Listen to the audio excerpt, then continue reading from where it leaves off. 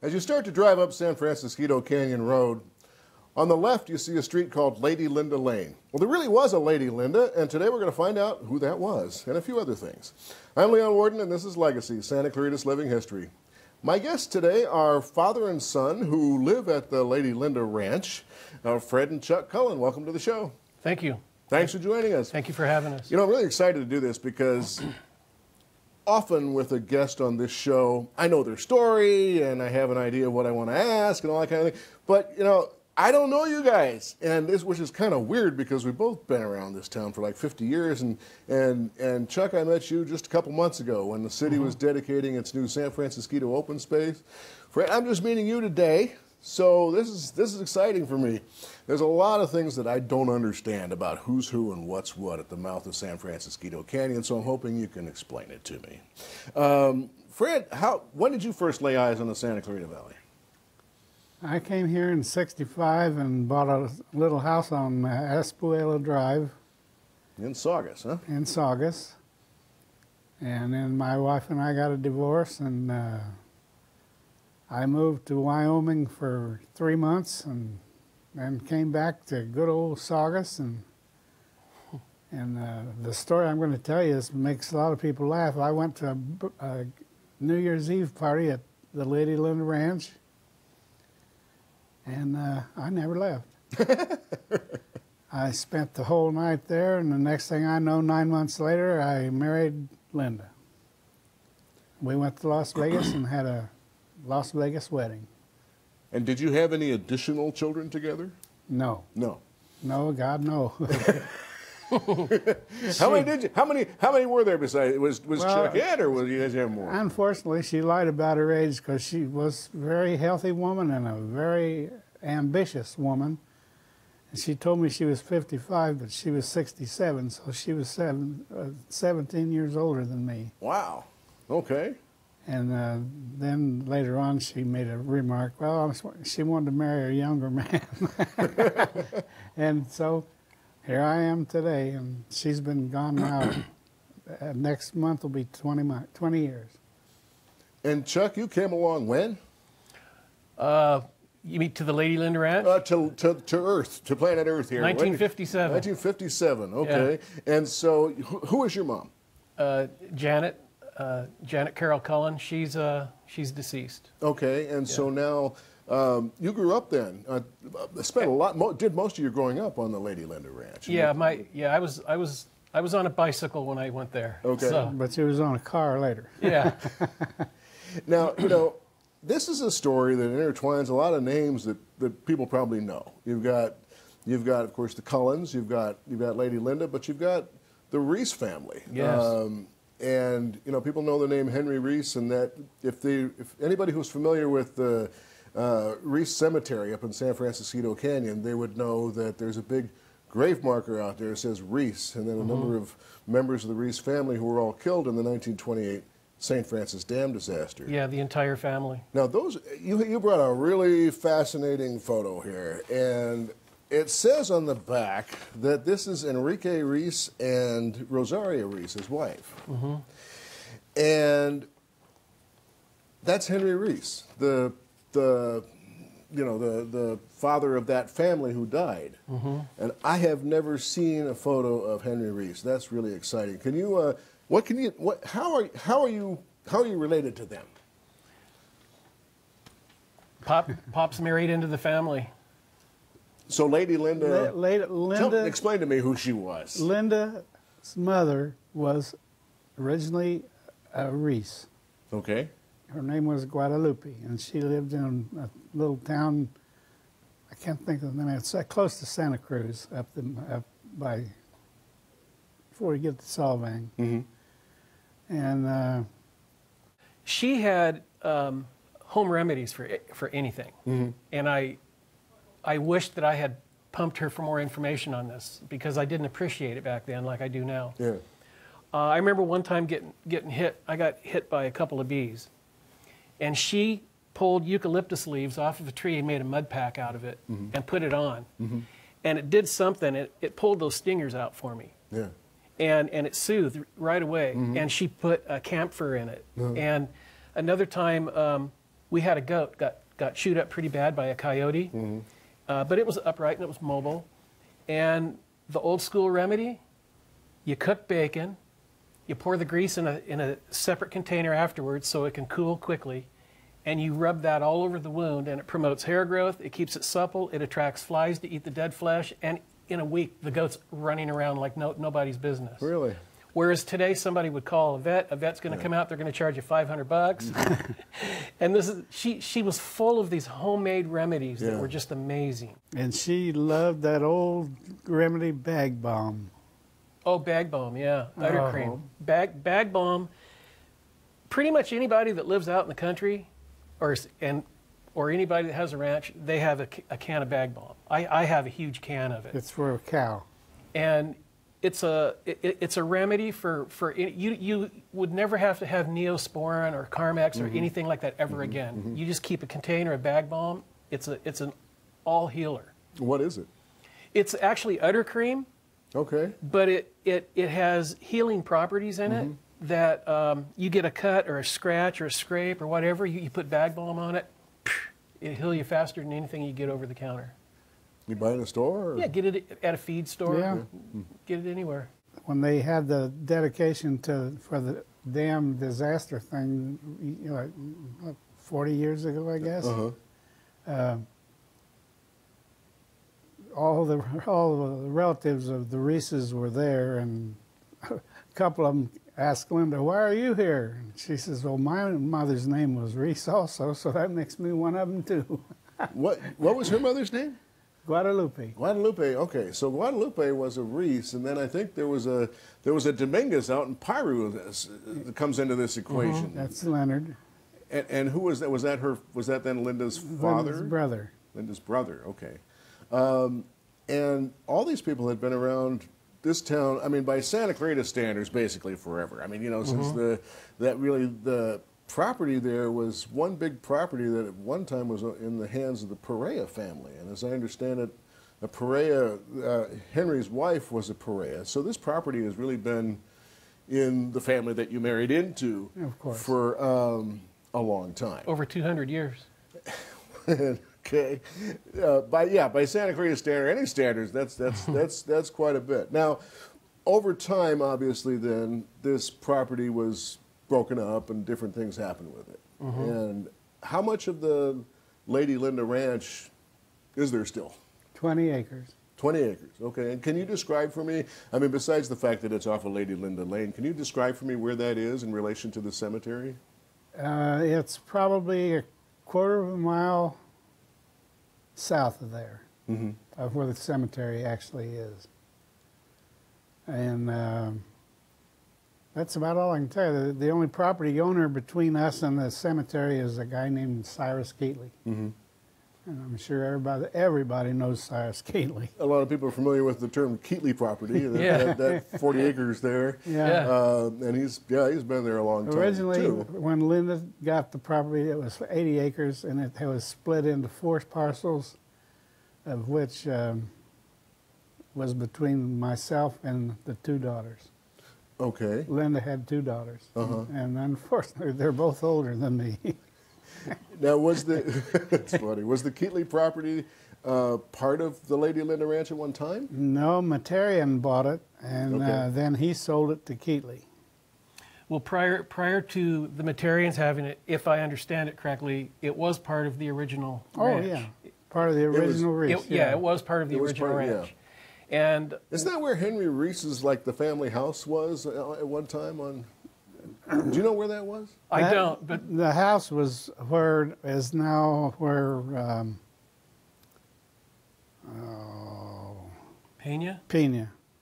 That'd be the property between us and Keatley? Between us and the property at that time was the property between our place and the road, San Francisquito Canyon. Okay. I think it was 11 acres is what was in. And when I was a child, there were 5 or 6 wooden structures that were living quarters for people that were what is now just off of our property, and that was all ranch related too. But those have all since fallen down. And when you say Metarian, of course, old timers remember Linda Metarian, or Laura Metarian, I mean. And then people today might know her daughter, Kathy Martin. Of course. Who's involved in the Historical Society. Yeah. And I know her very well. So all these people are still around here. And with respect to, you mentioned that those houses were, the structures were between where the ranch is and the road. Did you ever figure out where this, I mean, supposedly there was a stagecoach stop there somewhere in that area. Have you ever heard of that? Figured out where that was? If it was real? I heard about it, but I don't know. The original big one was in a place called where the Polynesian Trailer Park is in Newhall. That big hill, it was a big house up on the hill, and we stood there one day and watched it burn to the ground. Was that up behind Carl's Jr.? Right over there. Yeah, Yeah. right? Well, about what decade did that happen? Because we can look that up if we know. Was that in the 70s or? Yeah, it would be,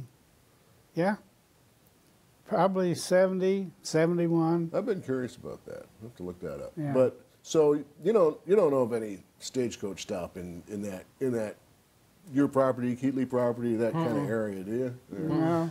We've heard stories about that. Never really knew if it was something for real. But hopefully one day we'll figure it out. What have you found on the property that surprised you? Antiques. We're forever finding stuff. Is that right? Yeah. Like what, for instance? Farm equipment. Shovels with no handles. Yeah. Yeah. All over the place. Remember the old roller skates that you would strap onto your shoes? Oh yeah. I dug one of those up out of the ground, all rusted, but you can still see what it is. Just old things, farm equipment, stuff like that. And of course, that whole St. Francis Dam disaster changed the entire landscape. I mean, the water would have come through. Oh yeah. I don't know if the cemetery property is a little higher elevation than Slightly, than where the floodwaters came. But Correct. I guess most of your property probably was inundated by that, wasn't it? Well, when you saw the open space thing, there was a big oak tree there. Yeah, I wanted to ask Had you that about yellow that. ribbon around it, and Leonard, another of the Ruiz brothers, only his name also was Dominguez, is buried across the street. Okay. And I'm aware of some marker, some big anyway, marker. he was found in the top of that oak tree after the dam settled down. Really? And he lived 30 days after that, but he had so much sticks and mud and stuff that in those days they couldn't have got it out of him. And he died 30 days later. And then his funeral was on this other side of the road under a big oak tree over there. And that was where he wanted to be buried, and that's where they put it. That headstone's long gone.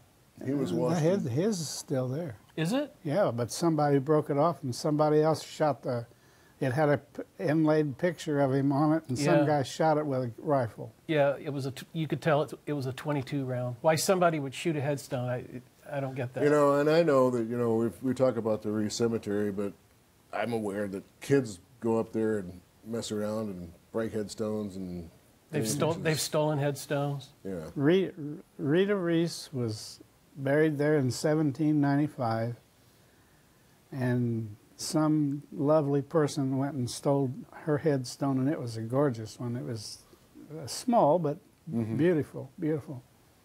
And I just hope that guy has nightmares living with that thing that took it. Well, I think I've shot photos of it, so we should still have at least pictures of it. But Yeah, because it was one of the front ones. Then we need to do something about that and get that cemetery preserved and get it into city custody and protection and all that. One of these days. Some kind of coverage on it already, but we'll see. Yeah. I know the Historical Society has done great things to help preserve it and keep it up. Well, there are people who are certainly interested in it and go out there and tend to it and feel a real connection to it. But I want to talk about your connection a little bit. Talk about that oak tree. You have another story about that same oak tree, don't you? What's that yellow ribbon about? Well, it was put up by Linda's great-granddaughter, or granddaughter, I guess.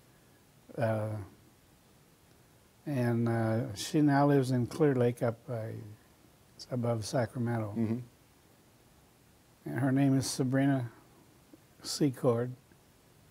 And I'm at a confusing situation here. Why we put it was a huge yellow ribbon. Well, it was, you and Linda had just fallen in love, Yeah. and Tony Orlando and Don came out with Tie a Yellow Ribbon around the old oak tree in 1973, and what is it, 45 years later, and part of that ribbon is still on the tree. Yeah. The rest of it is still laying at the base of the tree. After 45 years, it's still there.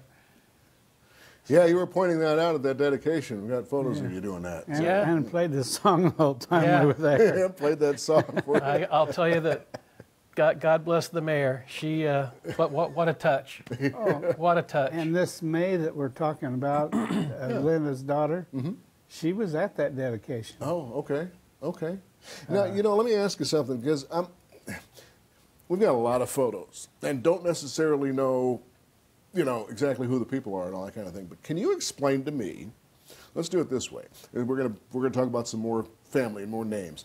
Explain to me who Mabel Packard Wagner is, because we got photos of her going through the, looking at the Ruiz Cemetery, probably in the 1950s, maybe the 60s. Yeah, I am familiar with that picture. She lives on the ranch now. Oh, okay. And she's 91 years old. Okay, now how does she fit in? Who is she to you? Well, I call her my Auntie May because of our age difference. Uh-huh. But legally speaking, she's my stepsister. Okay, okay. But I've always called her my Auntie May. Okay. She's a lovely woman, and you should talk to her. You're going to have to meet her because she knows more in her left hand than we do in all our hands. She would be a daughter of Linda, Lady Linda. Linda and Tony Packard. Tony Packard, right? Okay. Now, what kind of a ranch is it today? I mean, do you do any kind of actual ranching? What's your profession? What do you do for a living? I retired from the nuclear industry. I did nuclear physics for the federal government. Okay. And So you weren't a rancher? no, but I've always had horses. I've always, when I was a kid, it was a working ranch. We had horses, we had cows, goats, pigs. And thousands of birds. Dad had every if it had wings, we had them from little doves to peacocks, to guineas, chickens, geese, ducks. I mean, we had everything. And back in the day, Devonshire Downs, we had connections down there, and we would get retired racehorses. And so my first horse was, her name was Linda's Lessons. She was a retired racehorse, and we broke her in a round pen over at Denzel Cameron's across the way. Okay. And I'll never forget it. Denzel and his son Bill came in on horses, and they were facing two different directions, and sandwiched me in case I had to bail. And I get up on top of her, and her ears pinned back, and I knew I was in for a ride. And Denzel kicked out, her ears popped up, and we broke her from racetrack to Western pleasure in one day. So it was a working ranch at one time. It's no longer a working ranch. Right. Were you a rancher, or what was your profession? What would you say you were or did? I worked on the fastest plane in the world. Oh yeah. And still to this day, and it's still the fastest plane that's ever been produced in production. Fastest production plane. Blackbird. So what's that? The Oh, it's SR-71? SR-71. Yeah, so did my dad. I made all the hydraulics for it. Did you? Yeah, my dad was electrical engineer. He was head of flight test on SR-71, U-2, all the way up to about 1990. Yeah, with I had the number one was the A11, and there was only one of them. Then there was the YF-12A. There was 4 of those, and I worked on those. And then it's converted to SR-71 when they put the chins on it, so it would be stealth. And got rid of you couldn't take a picture of it. Now, how'd you end up going and work for Lockheed? Was this after the war, or? I didn't work for Lockheed, but I did, but I wasn't allowed to know it. Okay. Who signed your paycheck? What entity signed your paycheck? It was signed by what's the mother name for Bank of America? I don't know. Giannini? No, I don't mean who signed you paycheck. I mean, what entity were you working for? Or can you not tell me after all these years? well, I can tell you now. I was working for a company called Adel, Okay. and the person who owned Adel's name was Adler, and he was a really nice person. And I was never allowed to know who I was working for, and because the FBI was. They put me to bed and got me up every day. How did you get into that line of work? I started it on Woodley Avenue in Van Nuys, just as a hydraulic engineer. And then when this titanium thing came by, they said, we're going to be really working in hot materials, and the oil that was my hydraulic oil was always 500 degrees hot. If one drop, I would burn your thumb off in a heartbeat. And it was a very dangerous thing, but I always knew what I was working on, but couldn't tell nobody. Did you get into that after the? Were you in World War II? Did you see service? I was in the Korean War. You're in Korean War. Okay. So did you get into that after getting out of the service, or what branch were you in? I was in the Air Force. Yeah. And I just got a job at this hydraulic company, and then I just went up, and next thing I know, I was the head guy there, and that was it. So for you, was the Lady Linda Ranch a retirement thing, or was it something that you did on the side? Or It became a full-time job. Yeah, sure it was a full-time. He's an Indiana country boy, so it was like for my dad, it was like a duck to water, you know. It was an easy conversion. Yeah. Yeah, and the night that the SR-71 flew from Los Angeles to New York in less than 60 minutes, 58 minutes I think was the time, and it flew right over the house, and I shook the bed and I told Linda, well, there goes our SR-71 to New York. You got a sonic boom on that one, huh? Boy, did we ever. We don't hear sonic booms anymore, do we? No. Yeah. That was something we all grew up with. Yeah. Along with other explosions, like out of Burmite and that kind of thing. Oh, man. My grandpa worked there. Did he? Yeah. He came over to the house one time, and he put his safety glasses on, and they were pitted with little black spots, and that was from an explosion there that had traveled and saved his eyes. Yeah. And I think they kind of downplayed all the industrial accidents they had there back in the day. Oh, I know there were a lot of them. Static electricity would wipe anything out. Yeah. Yeah, well, back then we didn't have all the safety agencies that we have now, like NIOSH, MISHA, ANSI, EPA, and OSHA, and all that. Yeah. And you rattle those off because you deal with all that kind of thing Yeah, I in work the with nuclear industry. I worked with every one of them. Yeah. Where did you work? All over the country. Oh, yeah. Both nuclear power and remediation sites where the government built the bomb, and it's now in remediation. Now you gotta clean it up. What did you do exactly? What was your? In a nutshell, we worked through the NRC, the Nuclear Regulatory Commission, and we maintained a federal mandate for safety for workers working in a radiation or contamination area. Okay. We would go in and determine the type of radiation, whether it was physical or just pure energy, and with that we would determine your stay time. We would do what's called dose tracking, because there's a federal mandate for exposure to radiation. Yeah. Like when you get an x-ray, that little square box they have on their chest, that's called a TLD. It's a thermoluminescent dosimeter, and that takes a 30-day accumulative dose of radiation so that we know what your whole body is being exposed to. So we would determine your clothing requirements, your respiratory protection, PPE, which is your personnel equipment, and in some cases, breathable air. And so there's a lot more to it than that, but all the kinds of things that didn't exist in the days of Burmite or Flare Northern or some of those places out here where so you can imagine blowing up and if you can imagine on any one of these sites to get a work evolution done, ES&H is involved. Every safety agency has to give the thumbs up. If even one of them is like this, it's a no-go. Yeah. So everyone has to be coordinated together. Yeah.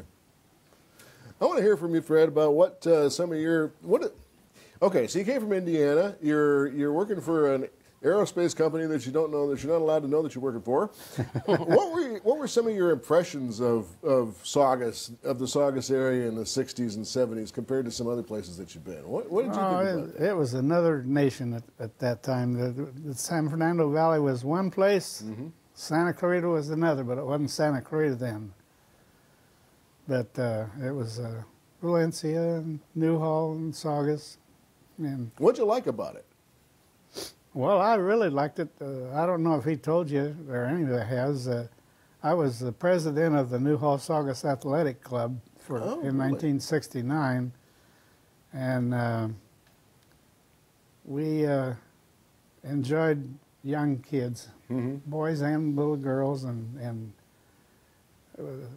unlike other people, other group of people from Pop Warner type football, we put every kid that came out into the game. We didn't send nobody back home. You didn't sideline anybody. Yeah. No, we got them all in, and we didn't care about. We did care about winning, but we wanted to get every kid that opportunity. Yeah, and of course today that's the Santa Clarita Valley Athletic Association. People know the name the Warriors, which is the football. And I was just, it's kind of funny you mentioned that, because just the other day I was looking up some of how that started, and I saw that it started in 1964, and it started of course, we only had one high school out here at the time. It was Hart High in 1964, and so they had the colors of Hart, which were maroon and gray.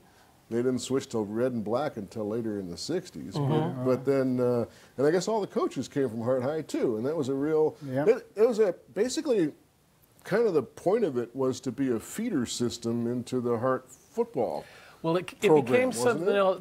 There's a dynamic that people my age can remember. Keep in mind, nowadays, there's several youth football programs out here now, but back then, Warrior football was the only one out here. So whether you grew up in what is now Canyon Country or Val Verde or Castaic or Saugus or Newhall, we all grew up playing football together. And somewhere during that time frame, Canyon High School was built. So keep in mind that all of us kids from age 8 up to high school played on the same team together. And it was a small community, so we knew everybody's aunts and uncles and cousins, and we slept over at their homes and stuff. And then suddenly, we go to high school, and half of us become cowboys, and the other half become Indians. And we know each other so well. It was a fist fight, and the trash talk was deep, because I know all of your family. I know your relatives. But not only that, you would know how each player is going to behave. Oh yeah, we look into each other's eyes, and I know what you're thinking. I've been playing ball with you since we were 8 years old. So this was a very emotional few sets of years when those teams would meet. The first ever game between Hart and Canyon was at Hart High, and when I was a little boy, we belonged to the Indian Guides, so we had a teepee, and that was in the south end zone, our teepee.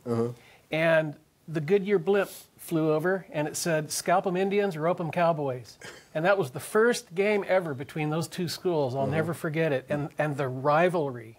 It's not the same today, because the kids grow up in different neighborhoods, and they don't commingle like we used to. But those that first at least decade that those schools clashed, it was a fist fight. And just looking through a program from like 1973 or something like that. All the kids in Pop Warner, ended up being names, from Hart High or from Canyon, I suppose, because I went to Hart. I didn't go to Canyon. Where did you go to? You went Hart. You went to Hart. Where'd you go to college? I didn't actually. I in the nuclear industry, I got certifications, and I went to Cincinnati State. It was proctored through Cincinnati State to get some of my education. I was wondering about that. We got to wrap it up, but I don't know. What do you got more stories to tell than just this? Why don't you close with pick out a story that you want to leave people with?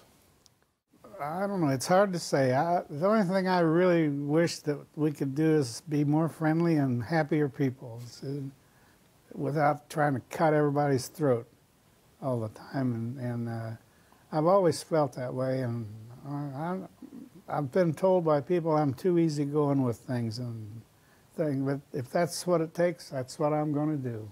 I feel that way every time I get out on one of these streets like Soledad Canyon Road, you know? Yeah. Dang. What about you, Chuck? I mean, you'll be back on this show when you bring some more family members, right? Yeah, absolutely. Well, I want to thank you guys for joining us, and Thank you for having us. This is really cool. I'm going to start to get a grip on some of this who's who at the mouth of San Francisquito Canyon, and I look forward to having some more of your extended family members on the show. But, they're the people you need to talk to. Yeah. They will have history, not just on the Dominguez and Ruiz side of the family, but they will have history of this beautiful Santa Clarita Valley, and how the connections go all the way down the 126 through Fillmore and Piru, because there's still a lot of extended family up in those areas. People ask me where the Santa Clarita Valley is, and I tell them it runs from Piru to Acton and from Newhall Pass to up by the lake communities in Fort Tejon, because everybody's related and everybody's been here for, like you said, a couple of hundred years if you go back far enough with some of these families. On the 126, there's a little red schoolhouse between Fillmore and Santa Paula. Yeah. Linda was born in Santa Paula. Okay. She went to the 1st and 2nd grade in that red schoolhouse. Did she really? Yeah. She was 6 years old. She was born in 06. 05. Or 05. Well, actually, the birth certificate says 04, but she says, oh no, she was born in 5. Okay. Well, Yeah. Well, some of those records from back then are pretty sketchy. I mean, Yeah. you look up when a house was built. By the way, what's the oldest structure on your property right now? probably the main house was built in 1929. Yeah. Okay, so right after the flood. Yeah. Right after the flood. Yeah, it would have been a replacement house then. Huh? Yeah, and it's probably one of the only structures in the Santa Clarita Valley that has a basement. Does it really? Yeah. Yeah. And I went to Saugus Elementary School too. Okay. The original Saugus Elementary original School that Saugus had the cast iron bell out in front of it. Yeah. Yeah. Yeah. We're still trying to figure out where that bell came from. There's a lot of contention about what bell is what and all that kind of stuff. And where did that bell go for so many years? Where did it go and where did it come from? I can tell you who it tried to steal it, and the Highway Patrol helped me do it too, but I couldn't get it out of there. Well, I would have made a nice branch bell for you, no, right? I didn't. I wouldn't have kept it for myself. I wanted to keep it for history. Well, good. And we appreciate you participating in the history. Look forward to getting more photos from you and talking Absolutely. to you again. So we will have more photos for you. Chuck Cullen, thank you very much for joining us, and thank you for joining us. And if you missed any portion of this program, you can see it again and again on scvtv.com. Check back here for another Legacy Santa Clarita's Living History. I'm Leon Warden. Good night.